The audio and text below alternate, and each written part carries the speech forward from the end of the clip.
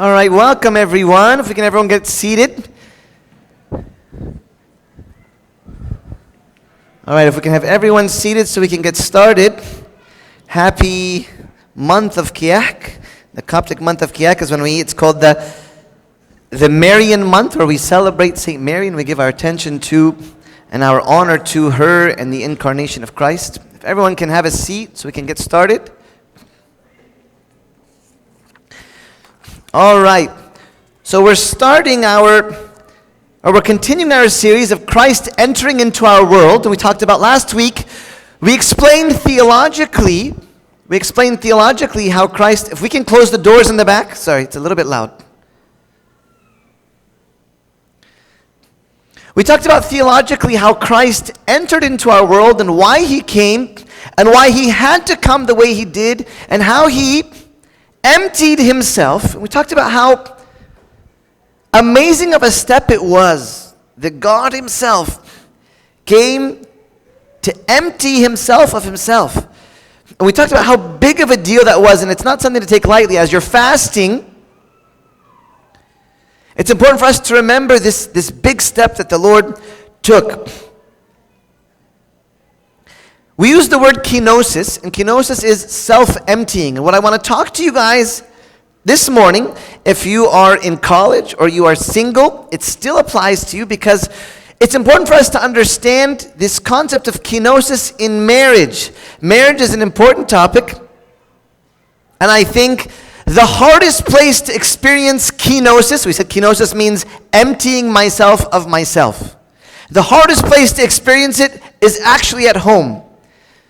If you tell me to give money to a homeless person on the street, I'd love to because it makes me feel good about myself. You tell me to go and to serve somebody, to be available to somebody who's sick or in need or visit somebody, it's not too hard. The hardest thing to do is to empty yourself in your marriage. In your marriage where there's no glory in it because it's expected of you, right? Nobody expects your spouse to give you a clap for doing the dishes or for cleaning the bedrooms or washing the cars or changing the oil. You're supposed to do that. That's just who you are. That's what you signed up for. That's what marriage is all about. And it's important for us to understand this concept of kenosis in marriage. This morning, I want to talk about how we go into the world of our spouses.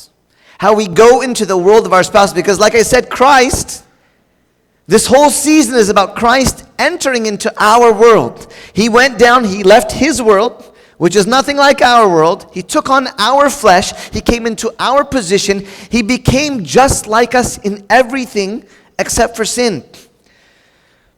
This applies to all relationships, but I'm going to focus a little bit this morning on marriage.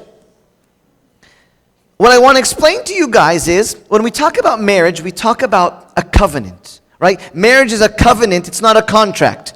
A contract says, I will do what I will do as long as you do your part. And if you don't do your part, I'm out. A covenant says, I will do what I will do no matter what. I'm committed to this marriage. I'm committed to this relationship. I'm committed to this bond no matter what, even if you don't do your part. And we have a place in the Bible where the Lord explains to us the covenant of Christ and us. And it's the book of Genesis. I don't want to spend too much time on it, but I want you to understand God was promising Abraham for years. You are going to have a child, and as the sand of the seashore and the stars of the sky. And Abraham said, I'm getting old. I have no children. How is that going to happen? God says we're going to make a covenant. I'm just telling you in summary, because we're not going to get into the details as we get into our talk. So God tells Abraham, we're going to make a covenant. Well, covenants in those days meant this. You would take a bull. You would slice it in half. Okay? And two people, as the blood is kind of flowing out of this bull, two people would cross one another. They would cross this path through the blood, and they would say, and anyone who breaks this covenant will be just like this animal. should die and be killed like this bull. Is that going to be a fair thing for Abraham? To make a covenant with God, who's bound to make a mistake? Who's most likely to make a mistake in the story? Is it Abraham or is it God? It's God. So all of a sudden we see Abraham goes into a deep sleep, and we see a smoking oven and a torch appear going through the animals. You say, okay, what does that mean? The covenant is complete. You say, what do you mean? Abraham never got a chance to cross the bull. Well, what does that represent? The smoking oven and the fire represent, like when we see in the book of Exodus, the cloud and the fire by night that led them, and the cloud that led them by day, the presence of God. So God went in between the sacrifice on his behalf and on Abraham's behalf. So that if Abraham messes up the covenant and somebody has to die, who's going to die? Who went through the sacrifice? God. So God took flesh, came down to fulfill this covenant between us and him. He's saying, I promise you, we are going to stay together, and we'll make a covenant, and I'll never abandon you, okay? We're going to make a covenant. And the price that is paid if you break the covenant is that somebody will die. So God took flesh, and he died. How do we see the covenant of our marriage with one another?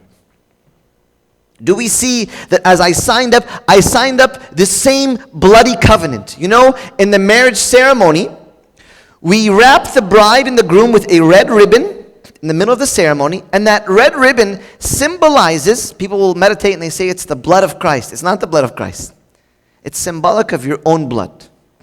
It's symbolic of the shedding of your own blood for the sake of the other in this covenant.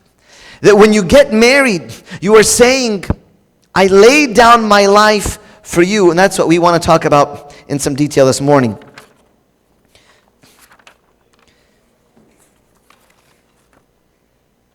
In Ephesians 5:22-31, actually not 33, it says this, Wives, submit to your own husbands as to the Lord. For the husband is head of the wife, as also Christ is head of the church, and he is the Savior of the body. Therefore, just as the church is subject to Christ, so let the wives be to their own husbands in everything. Whenever we read this in wedding ceremonies, you get the wife, she's like sticking her husband next, like she hates this reading because it says, Wives, submit to your own husbands. Well, look at the rest of the verse. It says, Husbands, love your wives, just as Christ also loved the church and gave himself for her. The perfect example we find in our marriages for kenosis is how Christ treated the church. That Christ emptied himself out for us, the church. In the sense where he entered into a blood covenant, where he laid down his life for our sakes in order to make sure that we never get separated. That we stay together no matter what. You see, a lot of people, when choosing to get married, they don't think about this. They don't think about this calling to submit and to empty. It says that he might sanctify her and cleanse her with the washing of water by the word, that he might present her to himself a glorious church. Husbands, when you signed up for marriage, you signed up for taking this young lady and presenting her glorious, to making sure that she is without spot. How do you do that? By pouring out your life. It's the only way to do it. Husbands, love your wives as Christ loved the church. You say, wait a second, I didn't sign up for that. She's a cute girl, he's a nice guy, he's got a good job, he's got nice parents, and hey, we'll make it happen. It'll never work that way. This whole passage is all about pouring out yourself for the other. And if you enter into a relationship, if you're in a relationship, or you are about to enter into a relationship, or you hope one day to enter into a relationship, when you choose the person that you're going to choose, you choose them on the basis of kenosis. You choose them on the basis of this person is going to pour out themselves in this covenant for my sake, for my salvation. Jesus poured out himself for your salvation. Husbands, pour out yourself for the salvation of your spouse. Wives, you do it really good with your kids. There's no doubt it comes natural for women to pour out themselves for their children. But to our husbands, sometimes we feel, oh, come on, I'm so busy with the kids. You see how much I do for this house? But do we pour ourselves out for the salvation of our spouses? Of course, like I said, this applies to all aspects of friendship. But the most often explosive relationships are those that just don't understand each other. And these are the ones that we find in marriage.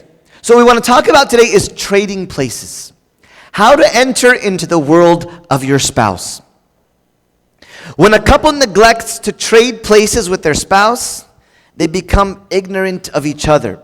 When you learn how to put yourself in the shoes, again, like I said, it applies to friendships, it applies to all types of relationships. But when you put yourself in the shoes of another, you begin to understand them so much more. There's so many people, when they come to my office, they're going at it with each other, they're fighting, they're arguing. It's like there's this huge iron wall in between the two of them. None of them have any clue about the other's perspective. What is the other person going through? How is it that they are acting the way they're acting? People who don't know how to trade places say things like this. I have no idea what would make him happy. Or maybe, I don't understand her. She gets angry for no reason. Does that ever happen in our houses? Not in mine for sure. Okay. She gets angry for no reason. She just blows up out of nowhere. Or he is so whatever. I can't seem to figure him out. 1 Peter 3:7 says this. It says, husbands likewise dwell with them, talking about your wives, with understanding. Let me get everyone's attention. Husbands likewise dwell with them with understanding. Try to understand. You're like, yeah, right. Like we need the Holy Spirit. We need something more than what I have. There is no shot in the dark I will ever understand this lady. She's crazy. And that's why they write books about why, it says like men are from Mars and women are from Venus, or the opposite. How we're from two different planets. And for me to try to understand, I remember early in our marriage, Sherry said, I just want to cry. I'm like, you want to cry? She's like, I just feel like I want to cry. I'm like, why would anyone want to cry? She's like, you'll never understand. I'm like, of course I'll never understand. I never want to cry. I want to smile. I want to be happy. And so it just took me 15 years of marriage. I still don't know why she still wants to cry. But they just want to cry. But as long as I look to her as a crazy person, I'm never going to try to understand what it is that she's going through. All right.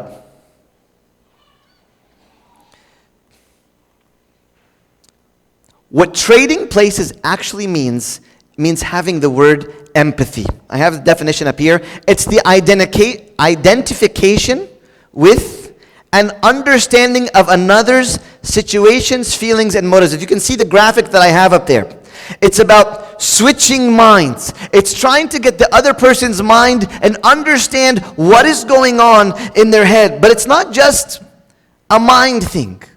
Empathy is more than understanding. It's also a heart thing. And we're going to talk about what that means and how sometimes we only understand with our hearts and not with our minds. And other times we only understand with our minds and not with our hearts. That's not empathy. We're going to talk about that in a little bit. All right. Research shows that 90% of the time, issues will disappear in our marriages if we see our conflicts from our spouse's shoes. So they've done research and they've surveyed thousands of couples, and they said if we would just have empathy, if we could just understand the perspective of the person in front of me, 90% of our conflicts would go away. It shows how much we have no clue how the other person thinks. You know, often women think that men, they're so shallow, or they're so non-emotional, or insensitive. Just understand how God created men. You always hear women say, men are such pigs.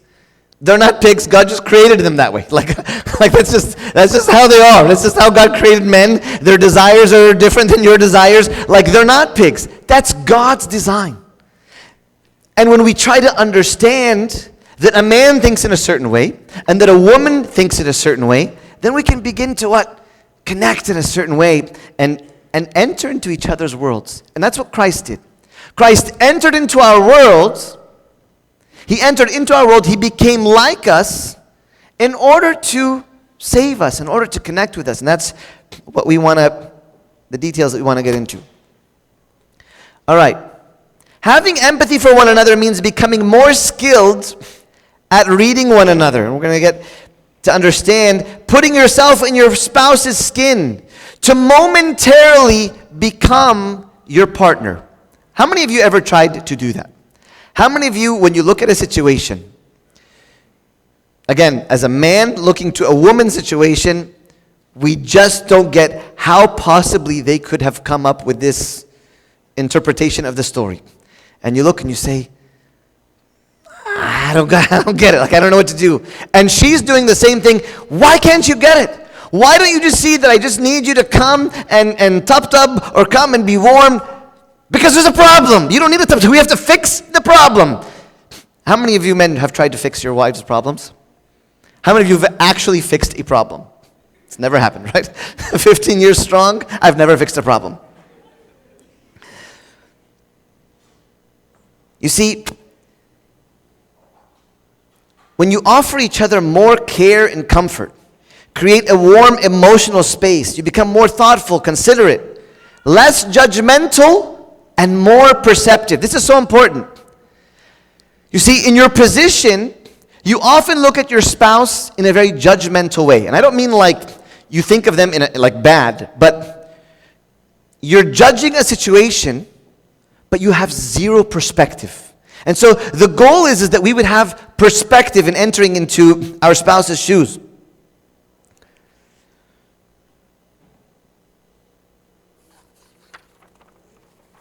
We're going to talk about 4 social styles. There's 4 social styles that we have within our homes, and I want you to be able to see which one you identify with. The first one is a sympathizer. Okay, the sympathizer is a person that has more feeling than thinking. Sometimes you might find, maybe ladies might identify with this a little bit more. They jump to conclusions because they think with their feelings. I just feel that way. إحساسي. What does that mean? Like, what did you see? Tell me the events that made you feel this feeling. أنا بحس بكده. I just feel it. Don't look. What did you, like? Give me evidence. I need evidence. What did you see? Did I yell at you? Did I do it? I just felt it. Ya salam. How do I undo your feeling? Like, I don't know how to undo it. And so you have these people who jump to conclusions. They sympathize. They say, you must be so sad because of whatever. And we start jumping to conclusions because you would have been sad in this situation, or you would have assumed that the person in front of you would feel in a certain way. These are people who look at the world through the lens of their own personal experiences. How many of you have looked at your spouse, your husband or your wife, and you just assumed that your emotions are shared by the person in front of you, but they're not? The person doesn't feel what you think they feel, and you're trying to provide some type of cover, and they just are not enjoying your sympathy. They don't want sympathy. They want you to come into my problem and try to figure it out with me. Second thing is a personalizer. This one is a little bit dangerous.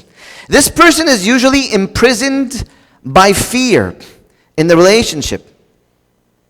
That causes this person, because of bad experiences that they've had, somebody's spoken to them cruelly before in a very tough way, insulting, aggressive.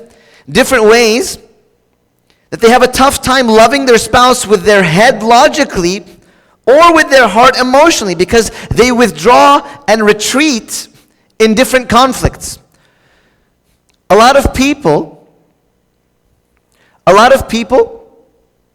end up personalizing things because my dad used to yell at me when this happens, that for sure my husband is going to do this, or my wife is going to do this.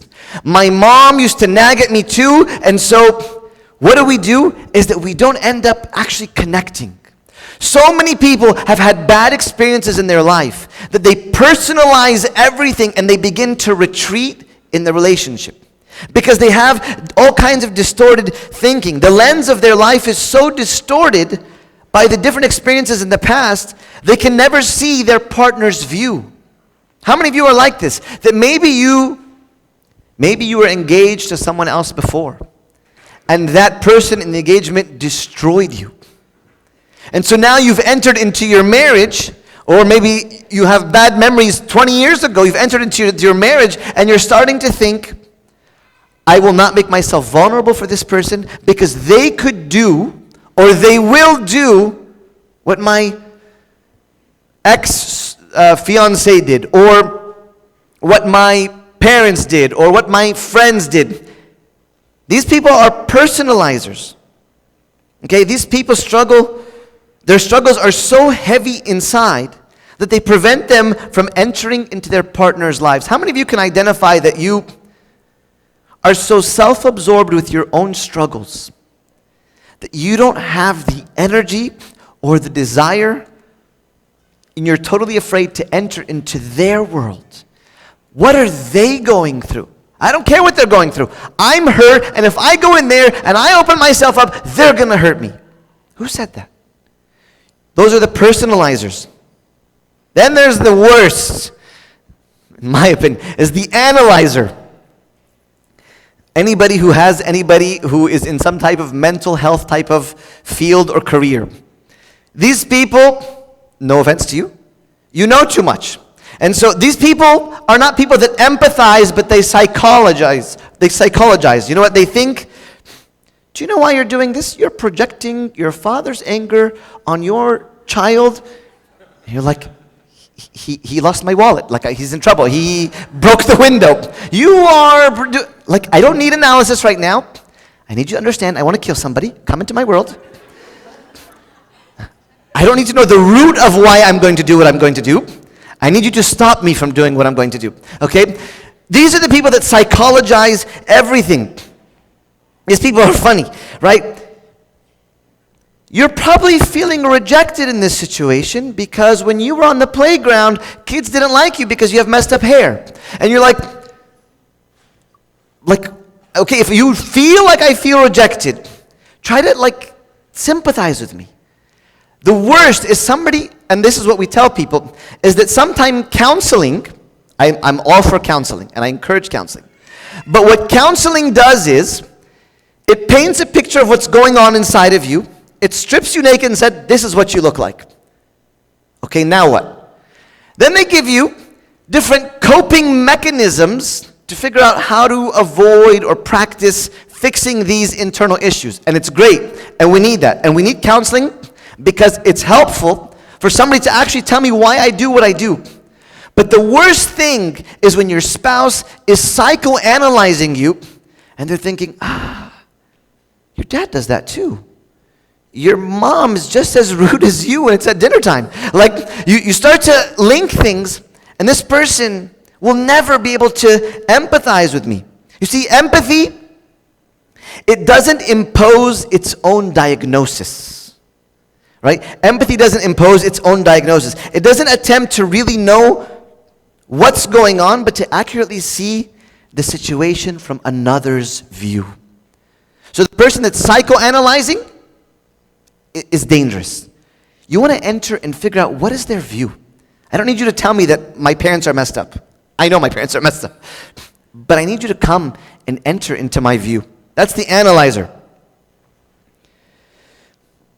And this is where we as husbands, we'd like to pull the problem-solving trigger, right?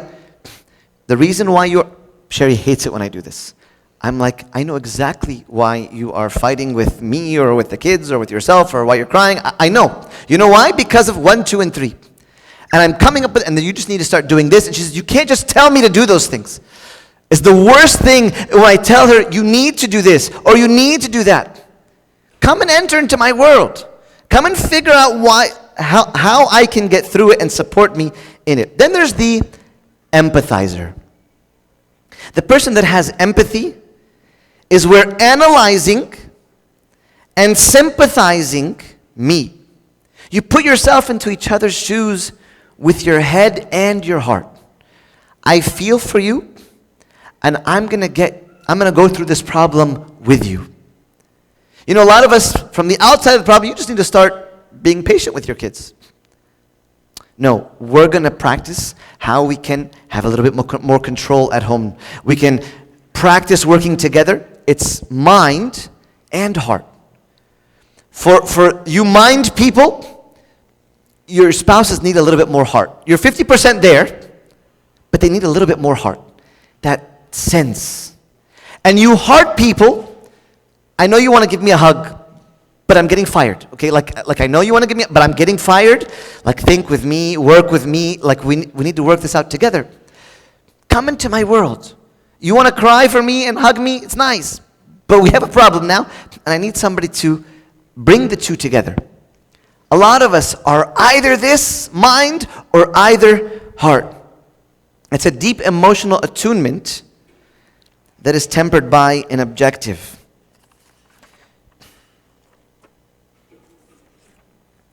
There was a Sesame Street cartoon that some kids were watching, and Mrs. Piggy went to go kiss a frog, and Mrs. Piggy was dressed up like a princess, and if she kisses the frog, what should happen?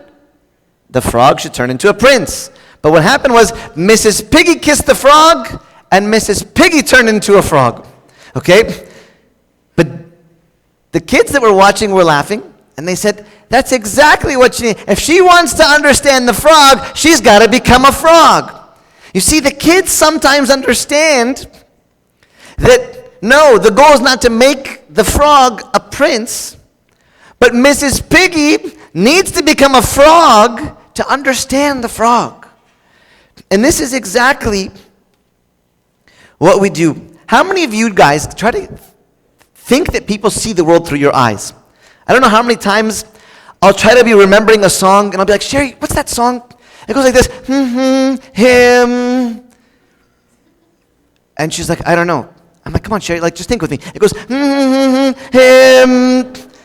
And she's like, I don't know. I'm like, are you stupid? Like, you don't know. Like, it's clear. You know this song. We just listened to it in the car yesterday. We were laughing. It goes, him. And she's like, I think that she's hearing what's going on in my head. I think that she can hear the song in my head and understand what's going on in my head. And that's such a dangerous thing to do. You see, in our communication, we hum things out to our spouses assuming that they're supposed to read my signals and hear things the way that I hear them. I want you to think when we blurt out things to our spouses. You think that you said it in all innocence. Guys, I know. You think you said something in all innocence. But she read everything that you said, that she's the worst wife, she's the ugliest woman, she's whatever, and like, I didn't mean, I just said like you could or we should, like not a big deal.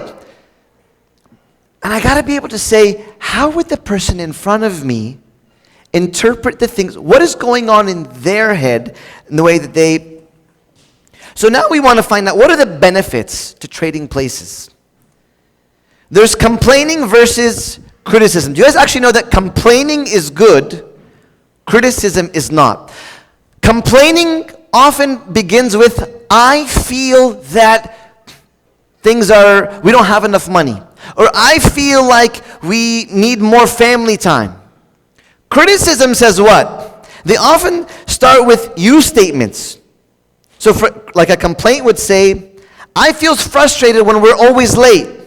Criticism says, you always make us late. Which one are you doing? I want you to think about which one you are bringing into your home.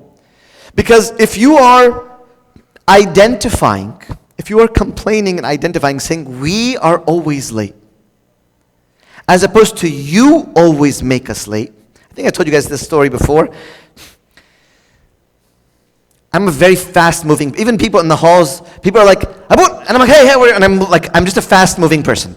My wife is not a fast-moving person, okay?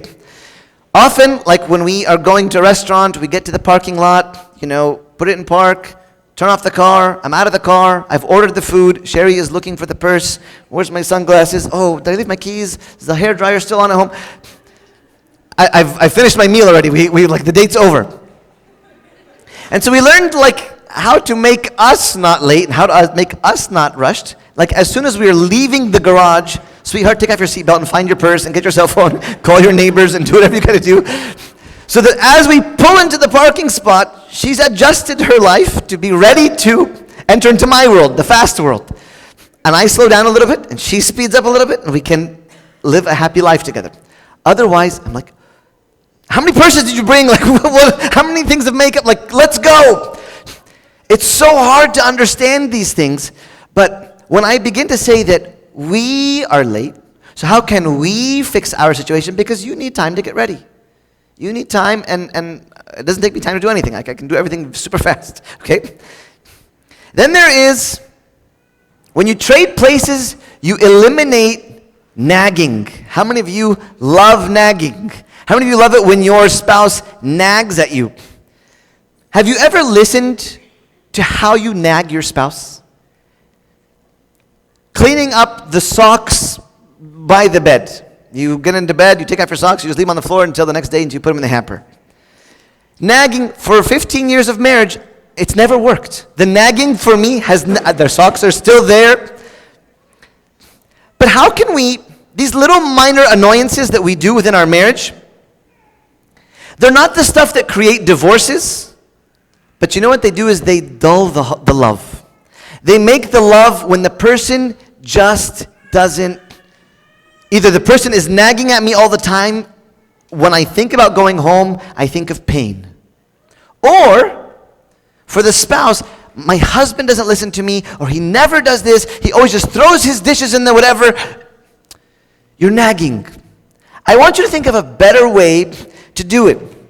Practice rewarding good behaviors. Honey, I loved it when you picked up your socks and you put it in the hamper. Thank you for doing that so much. Every time you put your socks in the hamper, I'm going to give you a kiss. All of a sudden you find that the whole house is clean. He's cleaned the neighbors' houses. He's ready for these kisses anytime he can get it. And all of a sudden, the nagging stops. I'm encouraging good behaviors. And the person, all of a sudden you start to see that the laundry piles go away. Are you a nagger? You are not practicing kenosis. The way we practice kenosis is by entering into their world and encouraging them to do good behaviors. I loved it, sweetheart, when you threw all the laundry on the floor and now I was so sweet of you. We want to be encouraging. We want to be encouraging with our spouses. All right. Infuse your marriage with grace. You see, when you infuse your marriage with grace, you experience good things. You see, the experiences of God are never planned or achieved. They happen by accident.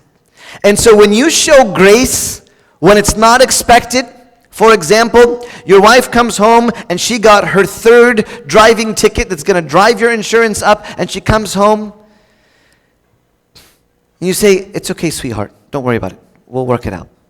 The ticket is done, she got the ticket, it's a problem. Is she expecting you to not flip out?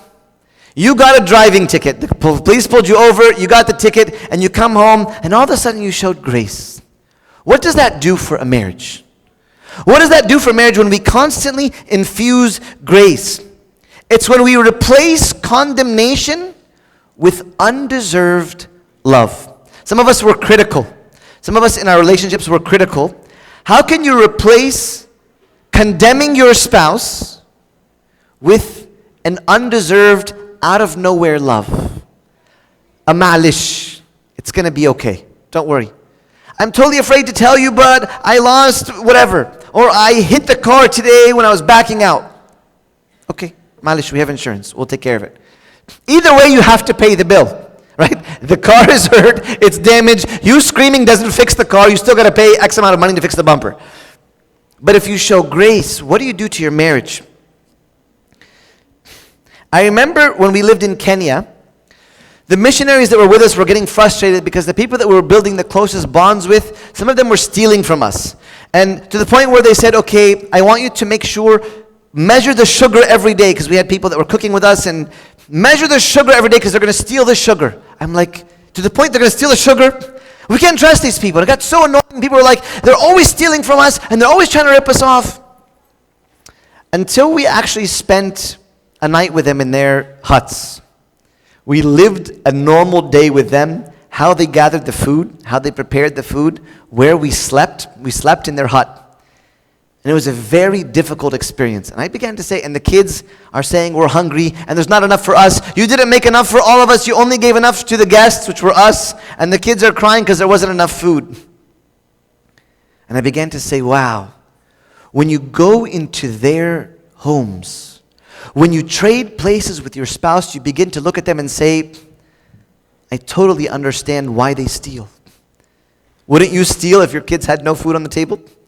I would kill. If my kids are starving and they have no food, stealing is the least I would do. I would do anything to make sure that my kids have food on their table. I don't know what it's like to not know how food is going to be put on our table today. But when you trade places, when you infuse grace, I'll tell you a funny story. Wife ordered birthday cake for her son. Sent the husband to whatever store to pick up the cake and bring it home. As he's driving in, he slams on the brakes, cake, whatever, makes a mess, the cake is ruined. Brings in the cake is destroyed. Wife looks at the husband, she's about to kill him. The whole birthday party is ruined, the kid is going to cry. One of the guests looked at the earthquake, this cake, and they said, okay, this is a disaster. And she saw the wife about to kill the husband. So what does she do? One of the guests says, oh, you got one of those earthquake cakes? And they're like, what's an earthquake cake? You know, like looks like it was in an earthquake and it shakes or whatever. And all the kids are like, earthquake cake, earthquake cake. And the wife went and gave a kiss to her husband on the cheek and said, thank you, honey, for getting the cake. Whoa! She's not going to kill me for ruining the birthday cake? She realized when the guests tried to fix the situation that there's a nicer way of doing things. It's okay. The cake got ruined. Let's make a joke out of it. Let's call it earthquake cake today. Okay? This is how we make the effort to let our spouses know that we recognize what's going on with them. I'm going to make one more point. Set aside your own agendas. A lot of us, we know our agenda. I'm trying to change something about my spouse to do something. Before I do, you have to prime the situation. What does priming mean? It's know what condition your spouse is in. So I want my wife to start doing this behavior, or my husband to start doing this. As I'm pulling into the car and I'm about to tell them, because I have an agenda that I'm going to change them to doing this, I want to think about, I wonder how their day was today. As you're entering into the garage, do you ever think, I wonder what my husband went through today? I know he's stressful at work, and I know that he's going through a lot, and I know he had a big project today. He could possibly be stressed. Maybe this is not the time. I got to prime myself. If I'm going to change it, I need to be able to say, what could they have possibly gone through today? That as I approach the situation, I can understand what to expect. Last thing, offer an agendaless presence. When you empty yourself of your need to change another person, the things that irritate you about them have the opportunity to become the things that endear you to them. For example, how many of you see that the way your spouse makes rice isn't the way that you make rice? And so you say, why do you do that onion thing? Like, every time it comes out, It doesn't taste that good. As opposed to saying, this is the way they make rice. And I begin to realize that they have their own special way of doing things. This is how they cut carrots. There's a nicer way to cut carrots. There's a much more organized way to cut carrots. But this is how they do it. And for 20 years, we've been eating carrots, and we've never had a lost finger or I've never eaten something wrong that wasn't a carrot. I want to come in with an agendaless presence. Appreciate the things that your wife or husband does. Say, you know what? I actually like the way you do this. I can appreciate the way that you make our sheets so tight that you can't move in bed, that we feel like we're frozen. I appreciate that because we're safer that way. Okay? Start to look at things in a different way. I think the best way to practice kenosis, if you really want to walk like Christ, start with your spouse. Start with your spouse. And for you single people, take notes, because it's expected that when you choose somebody, you're thinking, why is the Buddha talking to us about marriage? Not all of us, are married. But it's an important thing that we need to hear. Married or not married, we need to know about these things because this is how we work in relationships. So I pray that we would understand these things, how to trade places and enter into the worlds of our spouses. And glory be to God forever. Amen.